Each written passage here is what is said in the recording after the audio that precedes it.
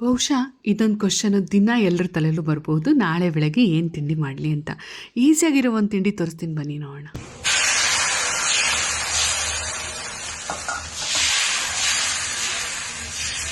ನಮಸ್ತೆ, welcome to Shivamogga kitchen. ಇವತ್ತು ತುಂಬ ಈಸಿಯಾಗಿ ಬೇಗನೆ ಮಾಡ್ಕೊಳ್ಳುವಂಥ ಓಟ್ಸ್ ದೋಸೆ ತೋರಿಸ್ತಾ ಇದ್ದೀನಿ. ತುಂಬ ಈಸಿಯಾಗಿ ಮಾಡ್ಕೋಬೋದು, ತುಂಬ ಬೇಗನೂ ಆಗುತ್ತೆ. ಏನು ನೆನೆಸೋದು ಬೇಡ, ಏನು ರಗ್ಳೆನೇ ಇರಲ್ಲ. 3/4 ಕಪ್ ಆಗೋಷ್ಟು ಓಟ್ಸ್ ತೊಗೊಂಡಿದ್ದೀನಿ. ಅರ್ಧ ಕಪ್ ಆಗೋಷ್ಟು ಅಕ್ಕಿ ಹಿಟ್ಟು, 1/4 ಕಪ್ ಆಗೋಷ್ಟು ಚಿರೋಟಿ ರವೆ. ಇದಿಷ್ಟೇ ಮೇಯ್ನಾಗಿ ಬೇಕಾಗಿರೋದು. ಮೊದಲಿಗೆ ಓಟ್ಸ್ನ ಒಂದು ಪ್ಯಾನಿಗೆ ಹಾಕ್ಕೊಂಡು ಹುರ್ಕೋತಾ ಇದ್ದೀನಿ. ಹುರಿದು ಅದ್ರ ಕಲರು ಮತ್ತು ಟೆಕ್ಸ್ಚರು ಚೇಂಜ್ ಆಗುತ್ತೆ, ಅಲ್ಲಿವರೆಗೂ ಅದನ್ನ ಹುರ್ಕೋಬೇಕು. ಹಾಗೆ ಯಾರು ನಮ್ಮ ಚಾನಲ್ನ ಸಬ್ಸ್ಕ್ರೈಬ್ ಮಾಡದೆ ನೋಡ್ತಾ ಇದ್ದೀರಾ, ದಯವಿಟ್ಟು ಸಬ್ಸ್ಕ್ರೈಬ್ ಮಾಡ್ಕೊಂಡು ಸಪೋರ್ಟ್ ಮಾಡಿ. ನಿಮ್ಮ ಲೈಕು, ಶೇರು, ಸಬ್ಸ್ಕ್ರಿಪ್ಷನ್ನು ನಮಗೆ ಮೋಟಿವೇಶನ್ ಇದ್ದ ಹಾಗೆ ಏನು ಅನಿಸುತ್ತೆ ವಿಡಿಯೋ ಬಗ್ಗೆ ಅಂತ ಕಮೆಂಟ್ ಮಾಡೋದನ್ನು ಕೂಡ ಮರಿಬೇಡಿ.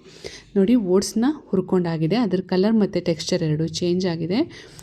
ಅದ್ರ ಘಮ ಬರೋಕ್ಕೆ ಶುರುವಾಗುತ್ತೆ. ಅಲ್ಲಿ ತನಕ ಅದನ್ನ ಹುರಿದು ಸೀದಿಸ್ಕೊಳಕ್ಕೆ ಹೋಗ್ಬಿಡಿ. ಅಷ್ಟೇ, ಅಲ್ಲಿ ತನಕ ಹುರಿದು ಅದನ್ನು ಆಫ್ ಮಾಡಿಕೊಂಡು ಈಗ ಒಂದು ಮಿಕ್ಸಿ ಜಾರ್ಗೆ ಅದನ್ನ ತೆಕ್ಕೊಂಡು ಫೈನ್ ಪೌಡ್ರು ಮಾಡ್ಕೊಳ್ತೀನಿ. ದೋಸೆ ತುಂಬ ಬೇಗ ಆಗುತ್ತೆ. ಏನು ತಿಂಡಿ ಮಾಡಬೇಕು ಅಂತ ರೆಡಿ ಮಾಡ್ಕೊಳ್ದೇ ಇದ್ದಾಗ ಪಟ್ಟಂತ ಮಾಡ್ಬೋದು. ಒಂದು ಅರ್ಧ ಗಂಟೆ ಟೈಮ್ ಇದ್ದರೆ ಆರಾಮಾಗಿ ತಿಂಡಿ ರೆಡಿಯಾಗಿ ಹೋಗುತ್ತೆ. ಓಟ್ಸಲ್ಲಿ ಫೈಬರ್ ಕಂಟೆಂಟ್ ಜಾಸ್ತಿ ಇರೋದ್ರಿಂದ ಕಾನ್ಸ್ಟಿಪೇಷನ್ ಪ್ರಾಬ್ಲಮ್ ಇರೋರಿಗೆ ಕೂಡ ತುಂಬ ಹೆಲ್ಪ್ ಆಗುತ್ತೆ. ಹೊಟ್ಟೆ ಕ್ಲೀನ್ ಆಗೋಕ್ಕೆ ತುಂಬ ಸಹಾಯ ಮಾಡುತ್ತೆ. ಈಗ ಓಟ್ಸ್ನ ಪೌಡ್ರ್ ಮಾಡ್ಕೊಂಡು ಬಂದಿದ್ದೀನಿ, ನೈಸಾಗಿ ಪೌಡ್ರ್ ಮಾಡಿದ್ದೀನಿ. ಅದಕ್ಕೆ ಅರ್ಧ ಕಪ್ ಆಗೋಷ್ಟು ಅಕ್ಕಿ ಹಿಟ್ಟು, ಹಾಗೆ 1/4 ಕಪ್ ಆಗೋಷ್ಟು ಚಿರೋಟಿ ರವೆನೂ ಆ್ಯಡ್ ಮಾಡ್ಕೊಳ್ತಾ ಇದ್ದೀನಿ.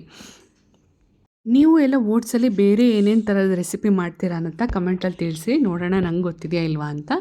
ಅದಕ್ಕೆ 1 ಸೌಟ್ ಆಗುವಷ್ಟು ಮೊಸರನ್ನು ಕೂಡ ಹಾಕ್ಕೊಳ್ತಾ ಇದ್ದೀನಿ. ಅದನ್ನು ಹಾಕಿ ಸ್ವಲ್ಪ ನೀರು ಹಾಕಿ ಚೂರು ಗಂಟಿಲ್ದೆ ಇದ್ದಂಗೆ ಅದನ್ನಷ್ಟು ಮಿಕ್ಸ್ ಮಾಡ್ಕೋಬೇಕು. ನೀಟಾಗಿ ಅದನ್ನೆಲ್ಲ ತಿಕ್ಕಿ ನೀಟಾಗಿ ಕಲಸಿ, ಆಮೇಲೆ ಇನ್ನೂ ಒಂಚೂರು ಎಕ್ಸ್ಟ್ರಾ ನೀರು ಹಾಕ್ಕೊಂಡು ಈ ದೋಸೆ ಹಿಟ್ಟು ನೀರು ದೋಸೆ ಹಿಟ್ಟಿನ ಹದಕ್ಕೆ ಬರಬೇಕು. ಅಲ್ಲಿ ತನಕ ತೆಳುವು ಮಾಡ್ಕೋಬೇಕು. ದಪ್ಪನಾಗೂ ಮಾಡ್ಕೋಬಹುದು, ಆದರೆ ಕ್ರಿಸ್ಪಿಯಾಗಿಯೂ ಬೇಕು, ಮೆತ್ತಗೂ ಬೇಕು ಅನ್ನೋವಾಗ ಈ ಥರ ಮಾಡಿಕೊಂಡ್ರೆ ಚೆನ್ನಾಗಾಗುತ್ತೆ. ಮನೇಲಿ ವಯಸ್ಸಾಗಿರೋರಿಗೆ ಮೆತ್ತಗಿರೋದು ಬೇಕಾಗಿರುತ್ತೆ, ಚಿಕ್ಕವರಿಗೆ ಗರಿಗರಿಯಾಗಿರೋದು ಬೇಕಾಗಿರುತ್ತೆ. ಈ ಥರ ಹಿಟ್ಟು ರೆಡಿ ಮಾಡಿಕೊಂಡ್ರೆ 2 ಥರನೂ ಮಾಡ್ಬೋದು. ಅದಕ್ಕೆ ನಾನೊಂದು ಸ್ವಲ್ಪ ಜೀರಿಗೆ, ಕಾಳು ಮೆಣಸು ಕುಟ್ಟಿ ಪುಡಿ ಮಾಡಿ ಹಾಕಿದ್ದೀನಿ, ಒಂದು ಸ್ವಲ್ಪ ಕಾಯಿ ಚೂರು ಹಾಕ್ಕೊಂಡಿದ್ದೀನಿ. ಜೊತೆಗೆ ಒಂದು ಸ್ವಲ್ಪ ಚಿಕ್ಕ ಹೆಚ್ಚಿರೋ ಈರುಳ್ಳಿನೂ ಹಾಕ್ತಾಯಿದ್ದೀನಿ. ಇದೆಲ್ಲ ಹಾಕೋದ್ರಿಂದ ಜೀರ್ಣಕ್ಕೂ ಹೆಲ್ಪ್ ಆಗುತ್ತೆ. ಜೊತೆಗೆ ತಿನ್ನುವಾಗ ಮಧ್ಯ ಕಾಯಿ ಚೂರು ಎಲ್ಲ ಕ್ರಂಚಾಗಿ ಸಿಗುತ್ತೆ, ತುಂಬ ಚೆನ್ನಾಗಿ ಅನಿಸುತ್ತೆ. ಮೇಲ್ಗಡೆಯಿಂದ ಒಂದು ಸ್ವಲ್ಪ ಸಬ್ಬಸಿಗೆ ಸೊಪ್ಪು ಮತ್ತು ಕೊತ್ತಂಬರಿ ಸೊಪ್ಪು 2 ಹೆಚ್ಚಿಟ್ಕೊಂಡಿದ್ದೀನಿ 1 ಕಪ್ಪಲ್ಲಿ, ಅದನ್ನು ಸೇರಿಸ್ಕೊತಾ ಇದ್ದೀನಿ. ಇದಿಷ್ಟನ್ನು ಸೇರಿಸಿ ಉಪ್ಪು ಹಾಕಿ ಒಂಚೂರು ಮತ್ತೆ ನೀಟಾಗಿ ಕಲಸಿ ಒಂದು ಅರ್ಧ ಗಂಟೆ ಮುಚ್ಚಿಟ್ಬಿಡೋಣ. ಅರ್ಧ ಗಂಟೆ ಅದು ನೆಂದು ಕರೆಕ್ಟಾಗಿ ಅದು ಹೊಂದ್ಕೊಳ್ಳಿ ಹಿಟ್ಟು, ಅಲ್ಲಿವರೆಗೂ ಅದನ್ನು ಮುಚ್ಚಿಟ್ಕೊಂಡು ಆಮೇಲೆ ಹಂಚು ಕಾಯಕ್ಕೆ ಇಟ್ಟಿದ್ದೀನಿ. ಒಂದು ಅರ್ಧ ಗಂಟೆ ಆದಮೇಲೆ ನೋಡಿ, ಹಿಟ್ಟು ಈ ಥರ ಹದದಲ್ಲಿದೆ, ನೀರು ದೋಸೆ ಹಿಟ್ಟಿನ ಹದದಲ್ಲಿದೆ. ಹಂಚು ಕೂಡ ಕಾದಿದೆ. ಅದನ್ನು ನೀರು ದೋಸೆ ಥರನೇ ತಿಕ್ಕೋದಲ್ಲ, ಈ ಥರ ಹುಯ್ಬೇಕು, ಚೆಲ್ಲಬೇಕು. ಆ ಥರ ಮಾಡಿಕೊಂಡು ಸ್ವಲ್ಪ ಮೇಲಿಂದ ತುಪ್ಪ ಅಥವಾ ಎಣ್ಣೆ ಏನು ಇಷ್ಟಪಡ್ತೀರ ಅದನ್ನು ಹಾಕ್ಕೋಬೋದು. ಹಾಕಿ ಸ್ವಲ್ಪ ಮೆತ್ತಗೆ ಬೇಕು, ದೋಸೆ ಮೆತ್ತಗಿರಬೇಕು ವಯಸ್ಸಾದವ್ರಿಗೆ, ಹಲ್ಲಿಲ್ಲದೆ ಇರೋರಿಗೆ ಅಂದರೆ ಸ್ವಲ್ಪ ಬೇಗ ತೆಕ್ಕೊಳ್ಳಿ. ಹಾಗೆ ಒಂದು ಸ್ವಲ್ಪ ಹೊತ್ತು ಹಾಗೆ ಹಂಚ ಮೇಲೆ ಬಿಟ್ಟರೆ ಕ್ರಿಸ್ಪಿಯಾಗಿ ಕೂಡ ಬರುತ್ತೆ. ನೀವು ಹೋಟ್ಲಲ್ಲೆಲ್ಲ ರವೆ ದೋಸೆ ತಿಂದರೆ ಯಾವ ಥರ ಇರುತ್ತೆ ಅದೇ ಥರ ತಿನ್ನೋಕೆ ಅನಿಸುತ್ತೆ.